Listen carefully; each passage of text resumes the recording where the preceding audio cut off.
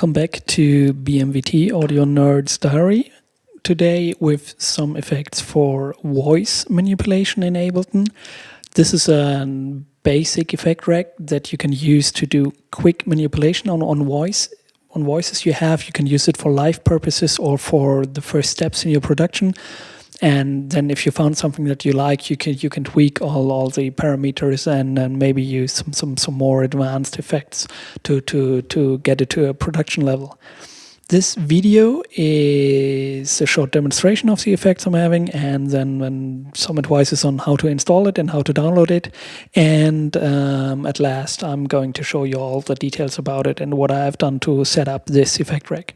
You can download that effect rack if you follow us on SoundCloud. The download link is below, and installation I will show you later on, as I said. The three parts of the video are displayed above my hand if you watch it on a computer. I was too lazy to figure out how to do that for mobile phones on YouTube. Anyhow, let's go to the technical part of it. You see in the lower right corner some effects, or basically some macro controllers. I have some compression on. Compression is to equal out the loudness level of the entire signal. So basically that the quieter parts are getting a bit louder and the louder parts a bit quieter, and then you can level all up and do not have any clipping in your signal. So that is something you would always do with a voice. I have a basic EQ. Basic EQ removes some of the lower frequencies and gives you some more presence in at 3 kilohertz. Okay, so switch on EQ and compression, and you have a most basic setting for a voice recording. And then I have some more effects to play around with it. Shall I start with that one? No, we will go to a last one. This is something to make a stereo signal out of the mono signal you're recording normally for a voice. So this will give you some whiteness in the voice. And now let's go to the effects to play around with it. I have an effect called the last word. And you can use the last button. This is a character or power button, I call it. To change a bit in the behavior of the effects. If you use this power button, then you have an freeze effect on the words, so you keep exactly what you said before, and no new signal is added. You can change that. And basically do some beatboxing if you're clever enough with that controller. And off we go.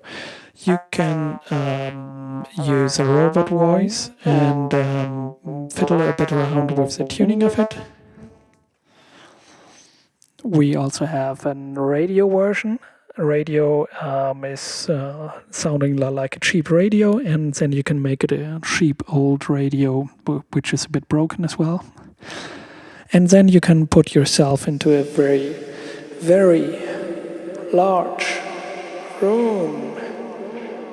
And obviously, all these effects can be combined for very interesting settings. You can combine all these effects.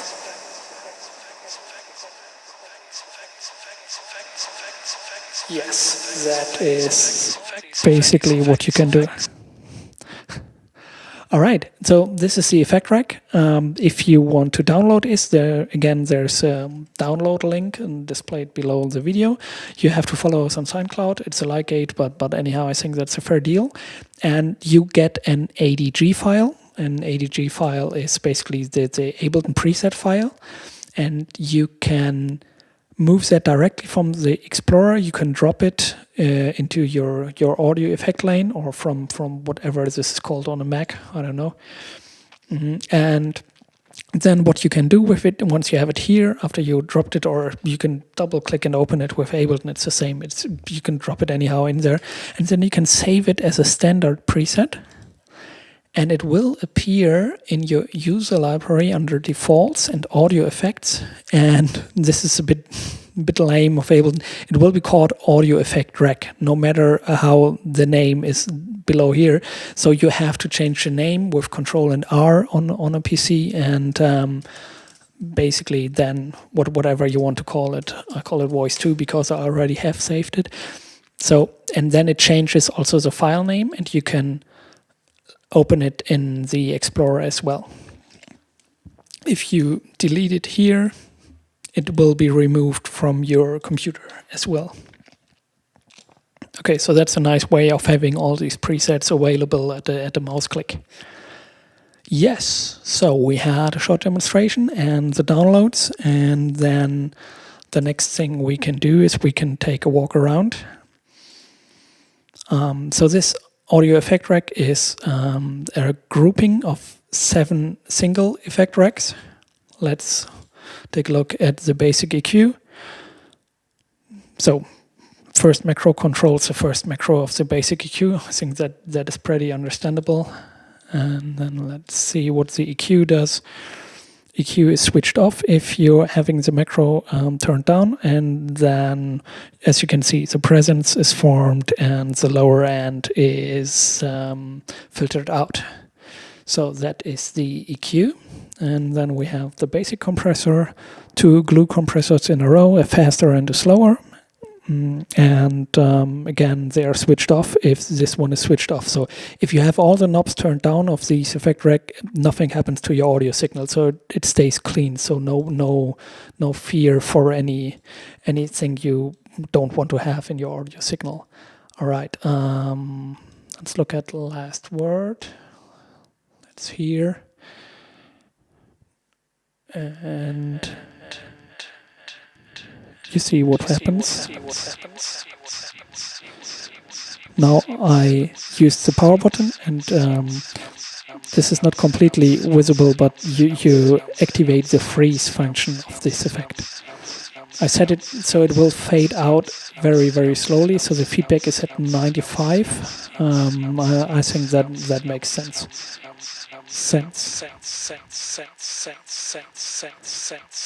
Talk some sense. All right, last word. I love that effect. You can do so many things with it. I activate the robot.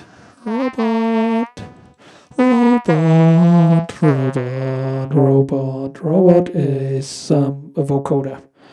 Nothing too fancy, and with the corrector button you adjust the formant of it, and down.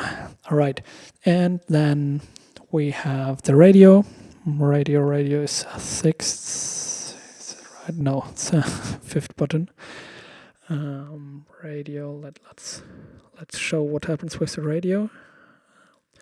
So basically that's an EQ narrowing down the entire thing when you activate that radio, and when you make it old, then you shift the frequencies a bit and you add some distortion to it.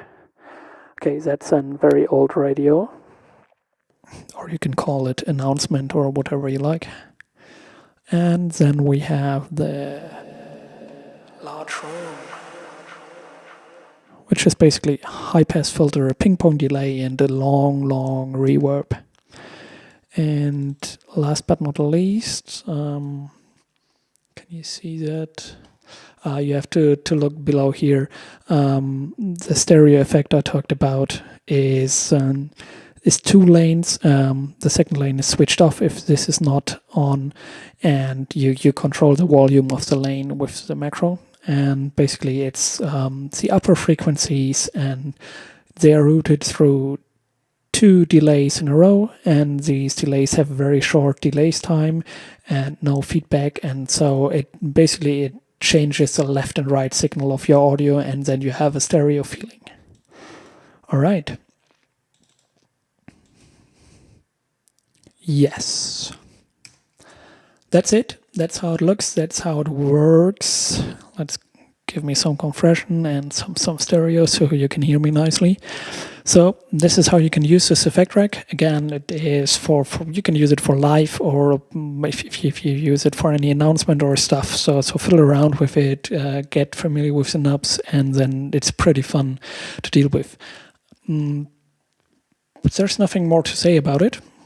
Enjoy, and see you again for the next episode of Audio Nerd Diary.